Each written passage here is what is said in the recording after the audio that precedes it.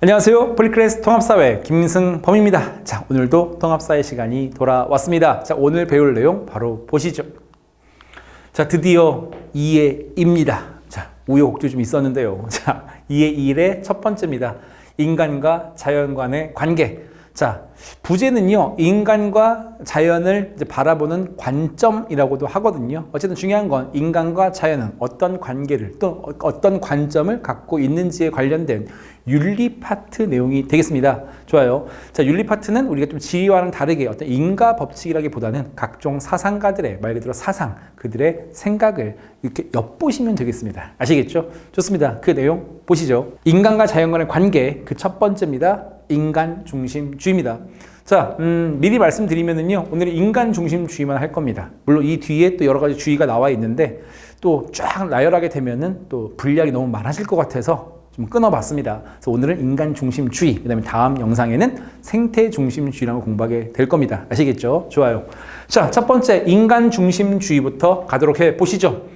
자, 중심주의입니다, 여러분. 중심주의. 그죠? 이 중심주의가 뭐냐면은요, 소중한 존재 정도 보시면 되겠습니다. 따라서 인간 중심주의니까는 인간이 가장 소중해. 그 정도 보시면 되겠죠.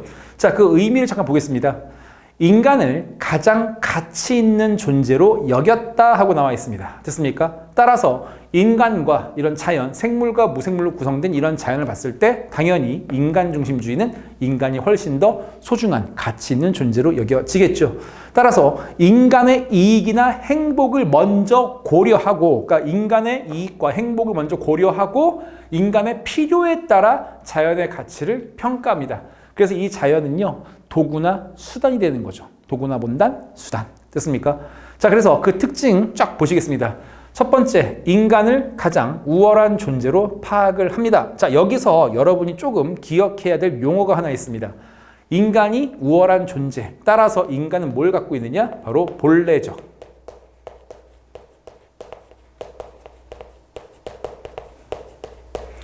내재적 가치를 갖고 있다. 이렇게 설명하는 겁니다. 자, 본래적 내재적 가치. 자, 일단 먼저 좀 기록만 좀 해 놓으세요. 조금 이따 다시 한번 설명해 드릴게요.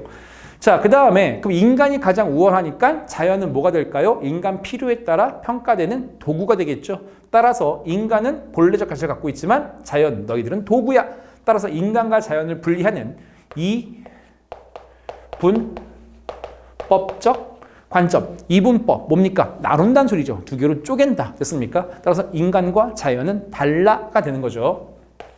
인간과 자연은 달라.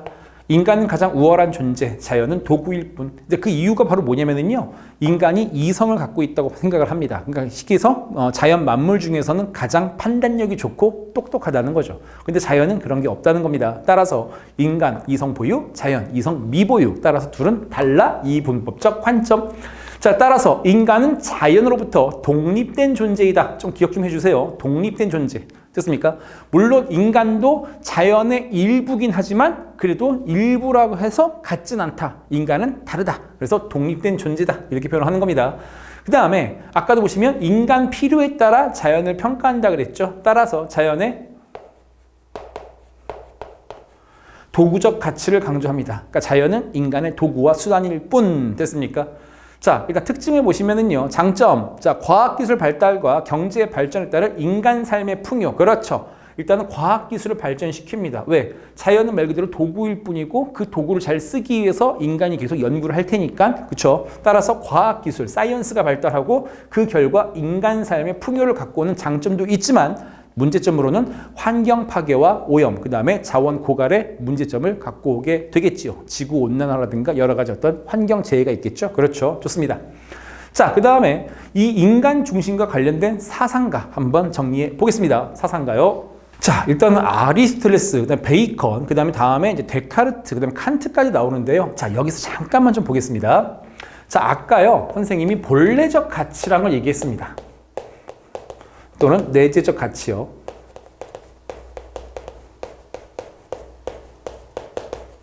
자, 지금부터 공부하게 될 사상가 4명은요.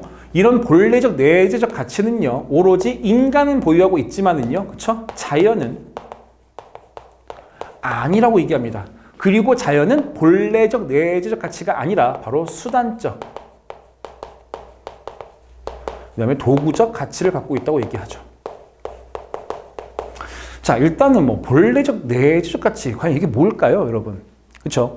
자, 일단 그걸 알기 위해서는요, 여기부터 한번 좀 보겠습니다. 자, 수단적, 도구적 가치란 건 뭐냐면 쓸모가 있으면 소중하고 쓸모가 없으면 소중하지 않다. 그런 의미라 보시면 되겠습니다.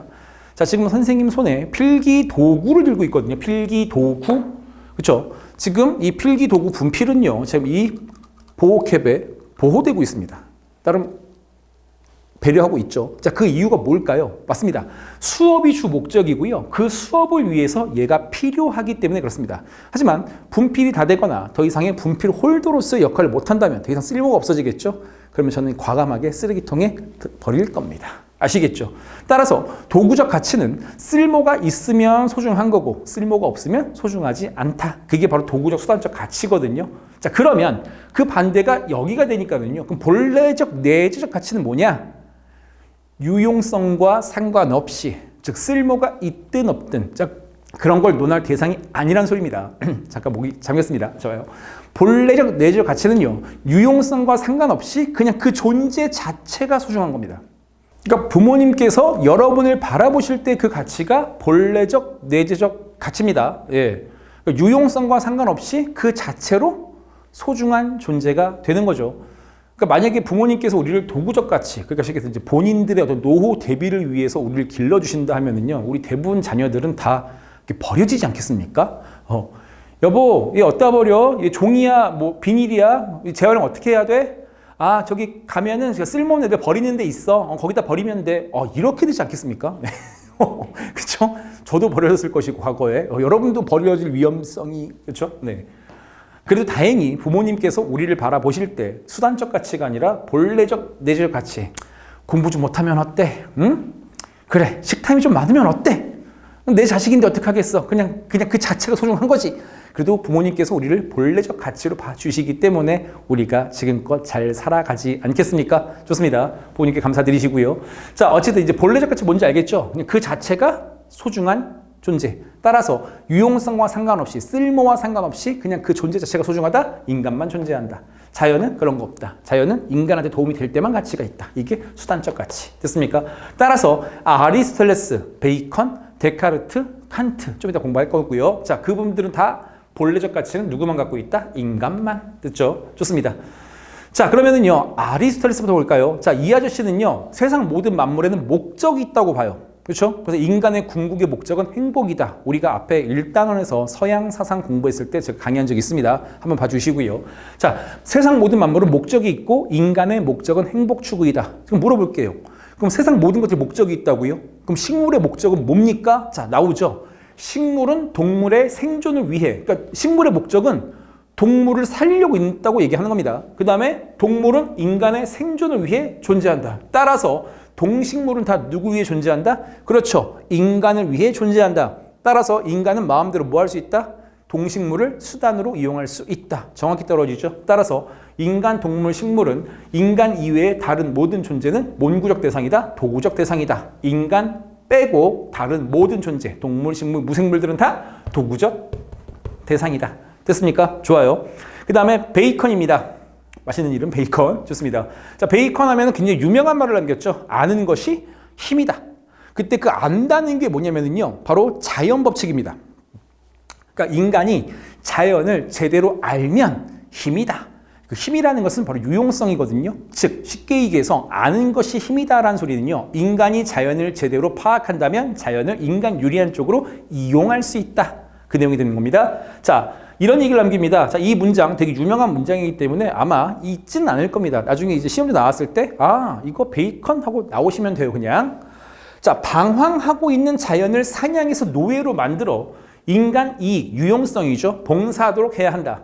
과학의 목적은 자연을 인간 의도에 맞도록 변형함으로써, 그렇죠. 자연을 변형시켜라. 인간 의도에 맞도록. 됐습니까? 즉, 인간 유용성이죠. 자, 인간 활동 영역을 넓히는 것이다. 자, 자연을 사냥해서 노예로 만들렵니다. 즉, 자연의 그 다음에 비밀을 밝히게 됩니다. 그 다음에 인간 유용성으로 자연을 쓰랍니다. 됐습니까? 자, 우리 이것을요, 정복, 론적 또는 도구적 자연관이다. 이렇게 불러줍니다. 다시 한번 정복론적, 도구적 자연관, 바로 베이컨이었습니다. 자, 다음 내용 보시죠.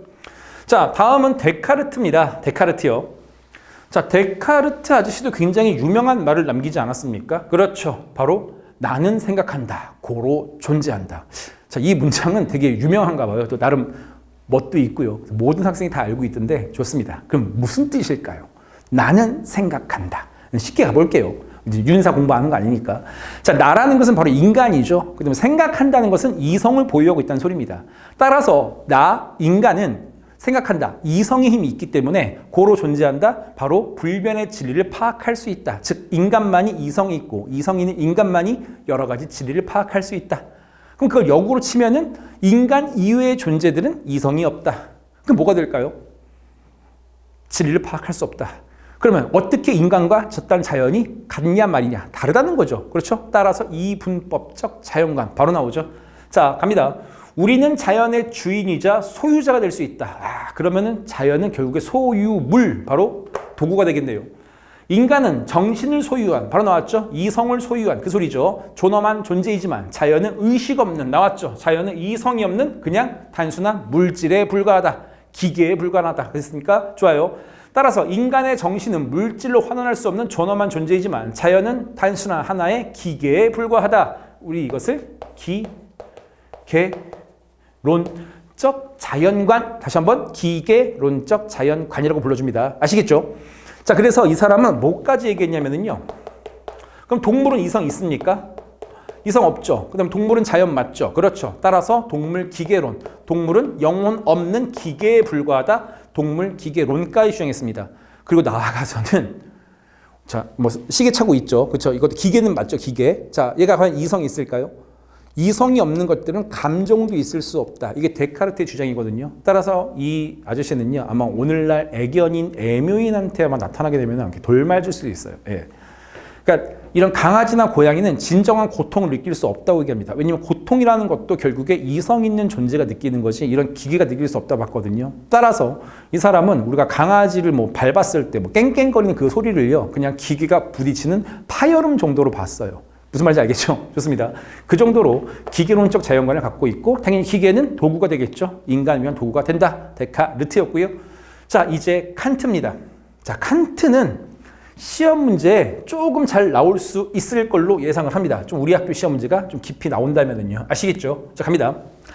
우리가 방금 앞에서 공부했던 아리스토텔레스, 그 다음에 베이컨, 그 다음에 데카르트는요, 우리가 극단적 인간 중심주의자라고 그래요.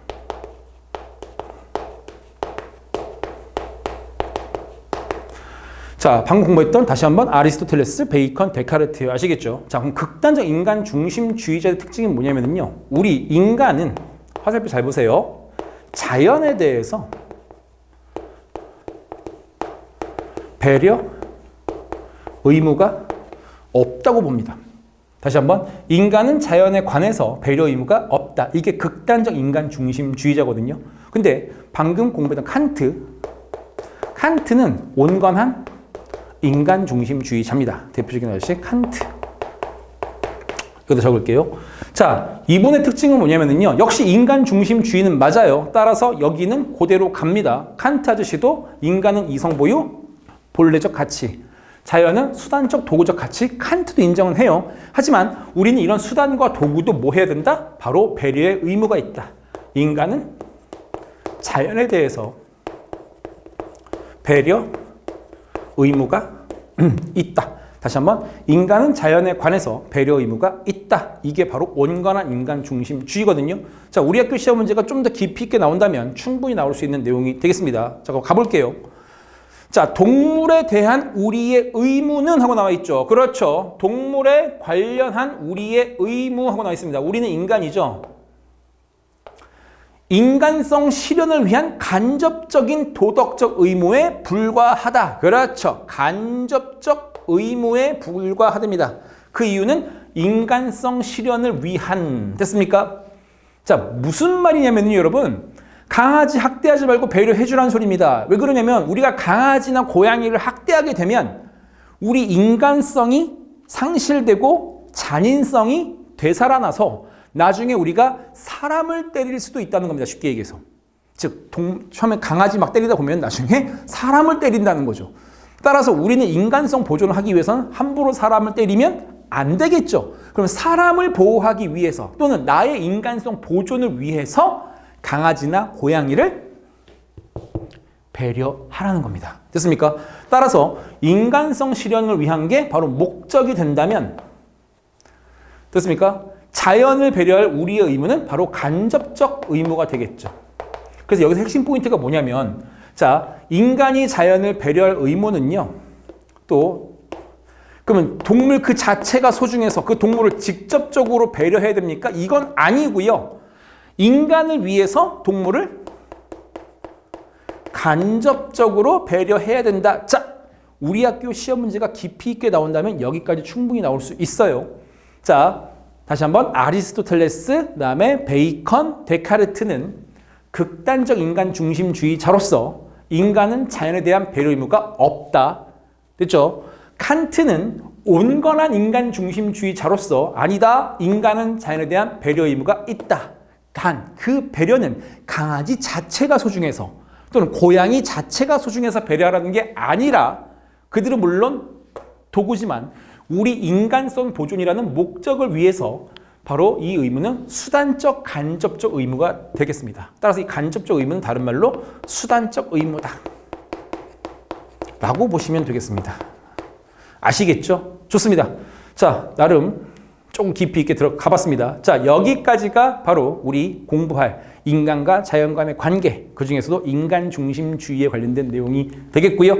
자, 그쵸? 원래는 이 뒤에 쭉 가고 싶었는데 여러분이 또 너무 영상이 길어질 걸 우려해서 좀 영상을 끊어봤습니다. 자, 다음 시간에는요, 바로 이와 관련된 반대 사상, 바로 생태 중심주의를 공부할 거고요. 그다음에 문제풀이도 그때 그 시간에 가서 하겠습니다. 자, 수고 많으셨고요. 다음 영상 쭉 이어서 시청해 주시길 부탁드리겠습니다. 감사합니다.